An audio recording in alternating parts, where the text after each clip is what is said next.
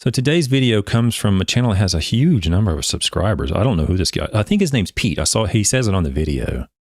I don't know this guy. Never saw him before in my life. And let's see, let's go to the internet here. And the channel is called GCI Turf, 146,000 subscribers. So this is a pretty big channel. So you all might know him. I don't know him. He's going to talk about iron on his lawn. And the reason I'm showing this is because this particular product that he's using has a slightly different derived from iron source. So I'm going to show the video and then I'm going to show the label of the fertilizer and try to maybe help him out and describe exactly, the process of why I'm not convinced that this would do anything in terms of the iron anyway. And the video is 7 or 8 minutes long. I'm only going to show about 3 or 4 minutes.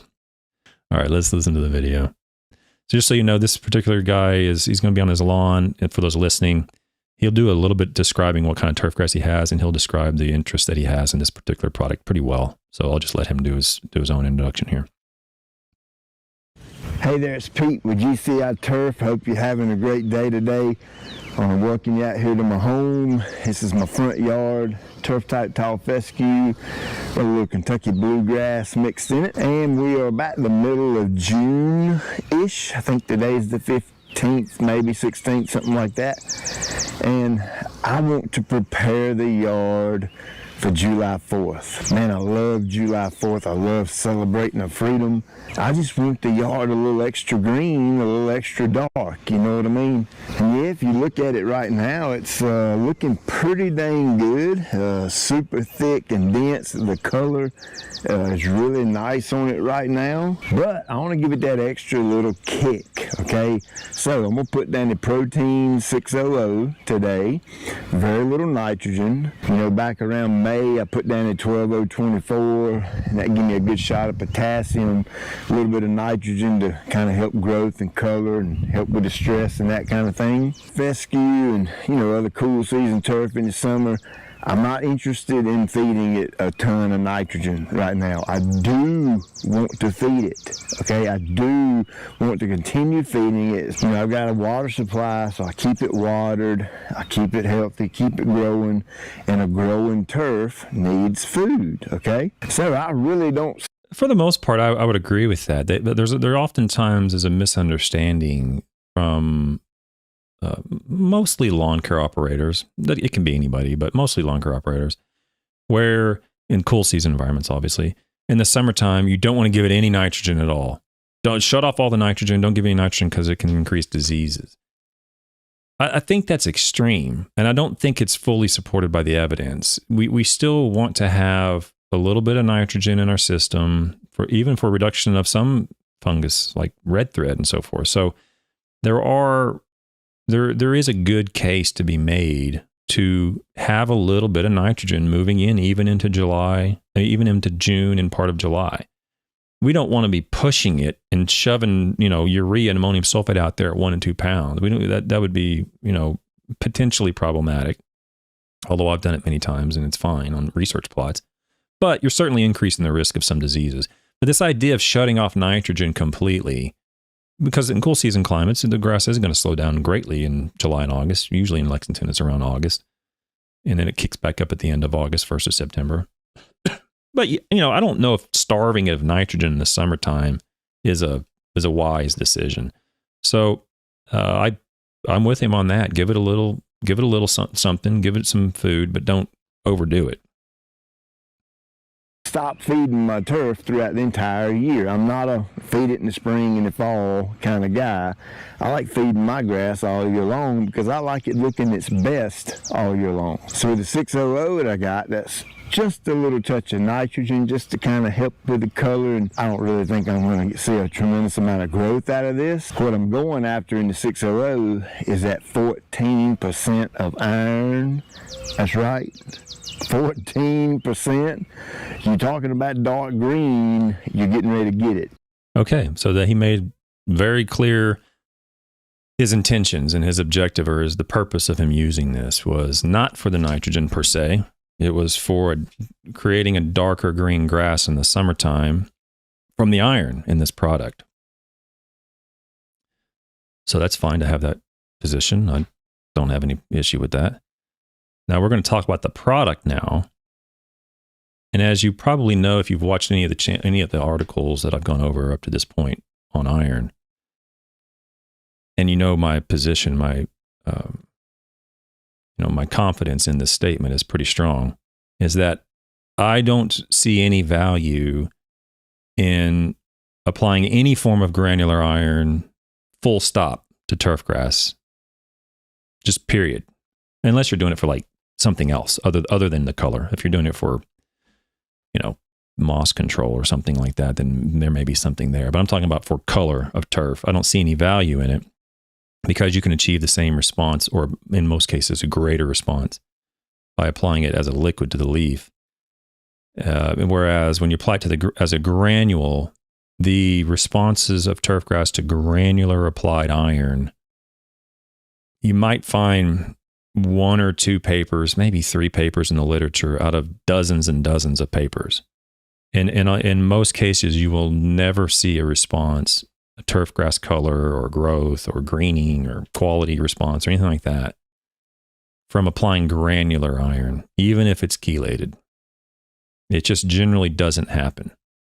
Okay, so that's my position. If you've watched any of the previous videos, he is going to apply this product with the intention of increasing the greening, but specifically he's choosing this product. Well, I don't know why he chose it, but I'm inferring from what he said that he's specifically choosing this product because it contains 14% iron, and he's going to emphasize that here in a few minutes. Or that's what sold him on it, I suppose, I guess. Or maybe he sells it. I don't even know who this guy is. Maybe he owns the company for all I know. I have no clue.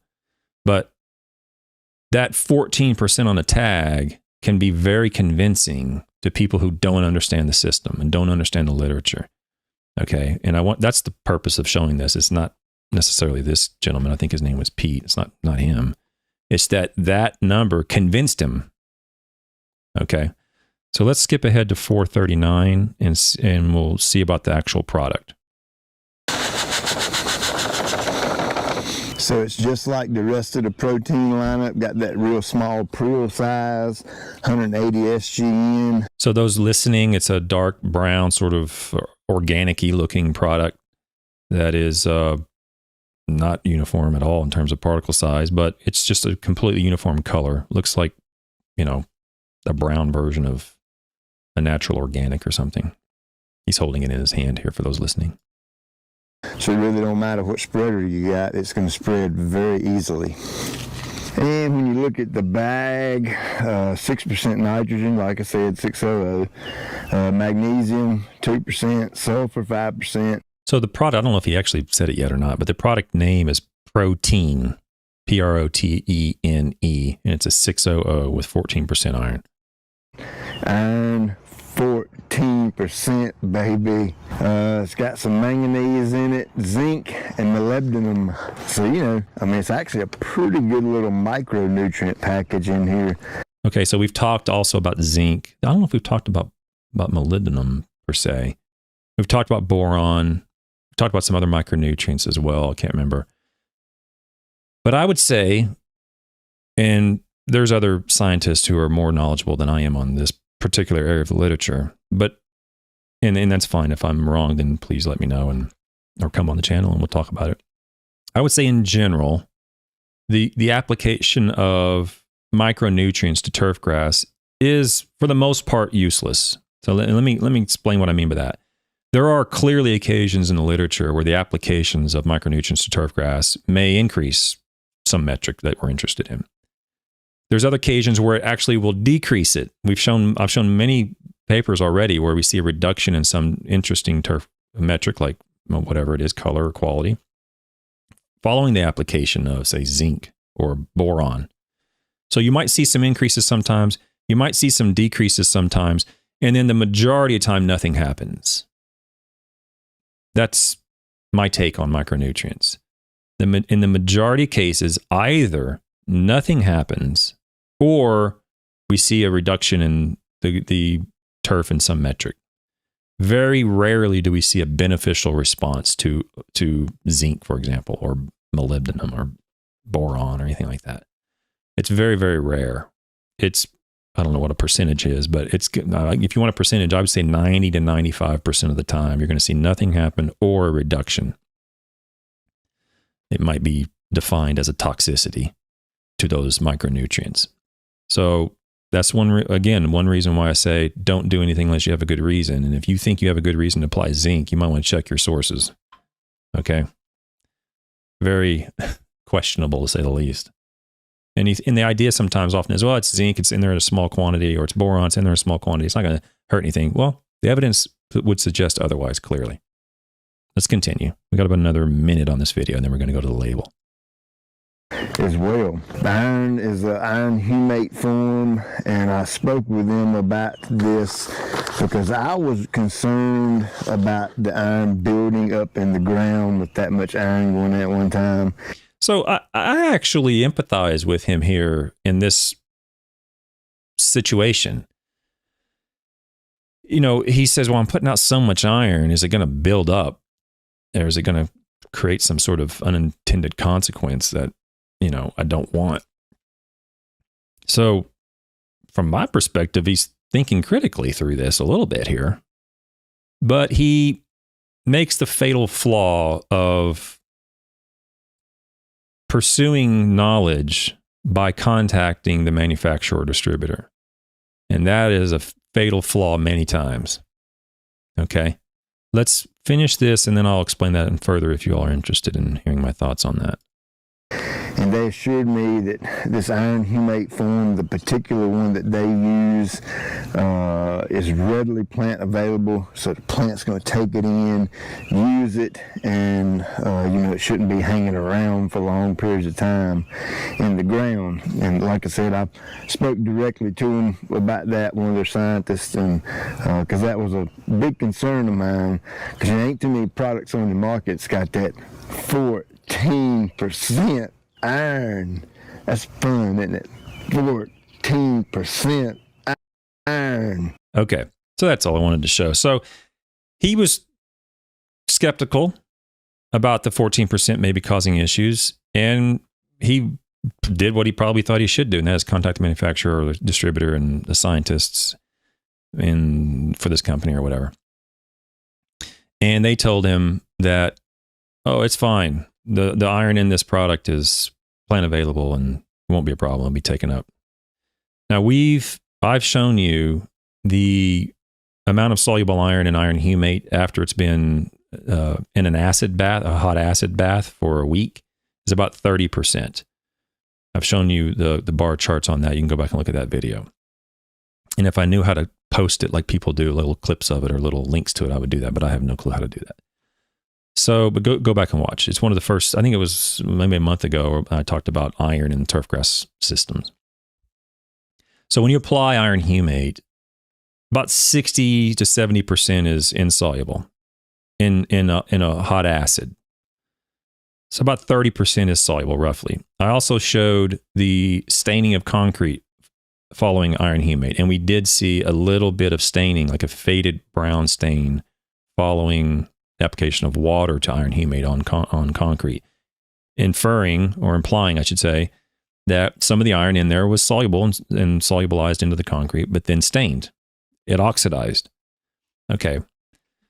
We've also done the longevity study. That was a solubility study. What was that? That was my other paper I did on, did I include iron humate in that study?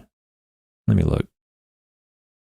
That was the solubility of iron fertilizers 10 iron fertilizers in these soils. Did I include iron humate in that? Yeah. So that was the couple days ago, we did a paper called Solubility of 10 Iron Fertilizers in 11 North American Soils, where I incubated numerous iron sources in these 11 different soils from 1 hour all the way out to 3 weeks. And in that study, which was a video going over the entire study, you're welcome to go back and look at that. In that study, there was never a time from 1 hour to 21 days where the solubility of iron in the soil exceeded the solubility of iron from non-treated soil. Okay. So there is no soluble iron that we've been able to measure in the soil following the application of iron humate, at least in those 11 soils, varying from soil pHs of 5.1 to 7.9. So I'm pretty confident that you're not going to see any turf response to the iron and iron humate. And that's what he said, that he called them and said the iron humate in here is soluble and whatever. And of course, that's what someone selling the product's going to tell you. They don't know. I'm pretty confident that whatever quote unquote scientists at that company said, whoever they were or whatever they said, they don't know what they're talking about when it comes to iron. I'm pretty convinced that no one really knows what they're talking about when it comes to soil iron or plant iron for that matter. It is, like I said before, it's immensely complicated. It's like if the entire planet was coded with a jigsaw puzzle. It's like we've taken one little piece of that puzzle out. That's sort of our knowledge and our ability to pierce the confounding issues with iron in the soil. It's ridiculously difficult to comprehend. So I'm not convinced anybody does. But their scientists apparently do. Of course, they're going to tell him, hey, it's soluble. You ought to take it up by the plant. They don't know. So he did the right thing. He was skeptical, but he called the wrong person, unfortunately. What I would recommend you do is talk to one of many turf scientists at your land-grant institution, or soil scientists. It can be, in this particular case with soluble iron, it doesn't even need to be a turf scientist. It can be a soil scientist. And ask them, who knows much about iron and soils and turf grasses. I mean, I have a question about iron humate, and I'm curious if there's anybody there that can help me understand this a little better. And if it's not them, ask them, do you know somebody? And have them connect you with somebody who's familiar with this situation. I mean, eventually you're going to find somebody who's not financially invested in the results of the product. They're going to give you an unbiased, or as best they can, an unbiased opinion about this particular raw material. Or just email me, call me. My phone. Where's my phone number? Put my phone number up there. My phone number, by the way, I don't check it. Oops, hang on. Oh, I guess I can't do that. I don't check it. I do check it. I don't. There's the number. I don't answer that phone during the day at all. Okay, so you can call it all you want, and you'll just leave a message, and I'll listen to your message. So I'm not hiding. 859-444-4234. Any messages left on there will be answered on the show for free. Won't cost you a nickel. So give it a call. Leave a message, and I'll reply back. Either I'll text you back, or I'll just reply back on the show, or whatever. Okay? There's very few things that I'm decent at, but I mean, I think this is probably one area that I might be able to help you with. Let me take that off. I don't want people calling right now anyway on the show. So 859-444-4234, call that number and I'll help you. So let's look at the label of this protein 600 with 14% iron. I shouldn't say that. I don't mean to mock the man. I don't have a problem with him at all. Okay, so here's the 600, 14% iron from protein performance fertilizer. And as I walk through these labels, I'll kind of verbalize it, or this label, is that right here's the 14%, and we see that 5.6% is water-soluble iron, but that doesn't really tell us much. We need to know from what source the iron was derived from, and so you have to go down here and look in the derived from statement, which in the United States this is required. I don't think it's required in the EU, or even maybe even Canada, I don't know. But this derived from statement is really the consumer's best friend. That way we know exactly what we're buying and what we're putting out. And right here is iron humate, but we also have ferrous sulfate, which gives us an idea of where this water-soluble component comes from. We also have this other product, iron amino acid complex. And I don't see any other iron sources. By the way, I have magnesium oxide, manganese oxide, and all these other oxide sources that are mostly unavailable. Yeah. So we have 3 iron sources, which will, in almost every case, prevent us from determining exactly what's in there in terms of the percentages of the raw material that contribute to the iron. So in other words, I don't know how much iron humate's in there. I don't know how much ferrous sulfate's in there because this iron amino acid complex, I'm not sure if they categorize that as 100% water soluble or 100% water insoluble. And it confounds my ability to determine exactly what's in here. But I'm just going to assume the ferrous sulfate comprises all this 5.6%, and the iron humate comprises a majority of this 14%. Again, I don't know where the iron amino acid complex falls in the line there. I don't know. But we know from the solubility studies and from the Turfgrass response study that I showed yesterday, I think it was, that we don't see any responses from granular applied iron sulfate because it oxidizes within minutes of hitting the soil. So ferrous sulfate, granular ferrous sulfate, is a complete waste of money unless you're using it for some other issue. Like if you're using it for pH issues or you're using it for, moss or silvery thread moss issues or something like that, there could be some value there. But for turf color responses, granular ferrous sulfate there's no evidence to convince me that you should use it. I can't say it doesn't work as a scientist. Pragmatically, I'm speaking, it doesn't work. Stop applying it. Now, when it comes to iron humate, we've also done work with that. We showed the solubility of it is no different than non-treated turf or non-treated soil at all. There's no response to iron humate granular. So we can check that off the box. It's not going to do anything in terms of turf color.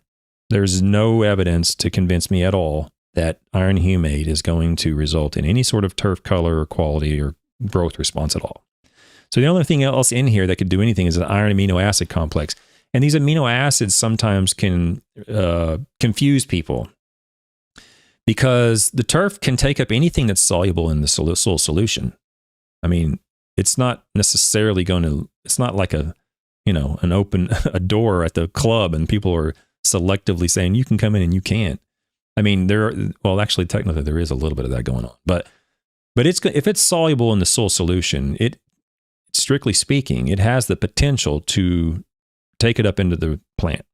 So amino acids do get taken up into plants through the root system. That's clear in the literature, particularly from most of the literature outside of turfgrass. There is some evidence that happens. But the iron amino acid complex, as far as I'm aware, has never been published in the scientific literature for turfgrass at all. So, because I'm not aware of it, I'm not convinced.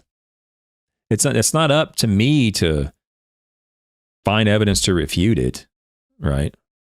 It's up to this company, Protein, and the distributor and manufacturer, whoever the salesman is, to convince me that this actually does something. And that's one reason why I wanted to show this video is that this contains a unique derived from component that I'm not familiar with in the literature, and I'm assuming you're not familiar with in the literature. Okay, it doesn't mean it doesn't work, but it also doesn't mean it does work. I'm skeptical of anything like this that I'm unaware of, so my position hasn't moved off the center line. I haven't seen any convincing reason to put this out on my lawn. So the question then is, what would convince you, Dr. Shaddox? What would convince you that this iron amino acid complex is necessary or going to result in, some desired outcome? Published evidence in refereed reputable turfgrass journals that show that iron amino acid complex after application results in a turfgrass greening or turfgrass quality increase. That's what would convince me, not some data on a marketing sheet, not some marketing sheet that says, University ABC did this with Dr. So-and-so and found there was an increase in iron in the tissue or increase in iron. Let's say it has increased the turfgrass quality.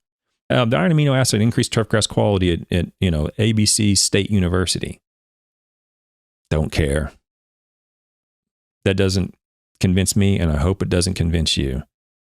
What convinces me is published evidence in refereed, reputable turfgrass journals.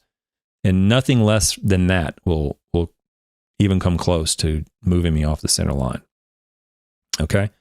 So I just wanted to show that video and then I show this tag for a couple examples, but primarily that is that even in cases where raw materials are used where I don't know what it is, I'm in the same boat as you all in this case. And many of you know what all these other things are, ammonium sulfate, and we're all very familiar with these. But in some cases, you probably run across raw materials that you don't know anything about. And so do I. This is an example of that. So just because I don't know anything about it doesn't mean you should be convinced to buy it and put it on your lawn. I have seen zero evidence other than I did one thing years and years ago with EDTA in a really strange situation. I never published it, but there was some little thing going on there. But very, very rarely do I ever see any turfgrass response to granular iron. Time after time after time in the literature and in my own research. So my position is don't apply any granular iron unless there's some convincing evidence. And there's nothing I've seen that would convince me to buy this. And I hope that you don't waste your money on not just this product, but other similar analogous situations where a new product comes on the market with a new derived from, and they go, well, this is the greatest thing since sliced bread. It's protein hydrolysate, which is right here actually on this label, ironically enough. And this is going to do something super special. Might. Show me the evidence and I'll look into it. Until then, being skeptical and refraining from jumping on board with these things will very likely save you guys a lot of money.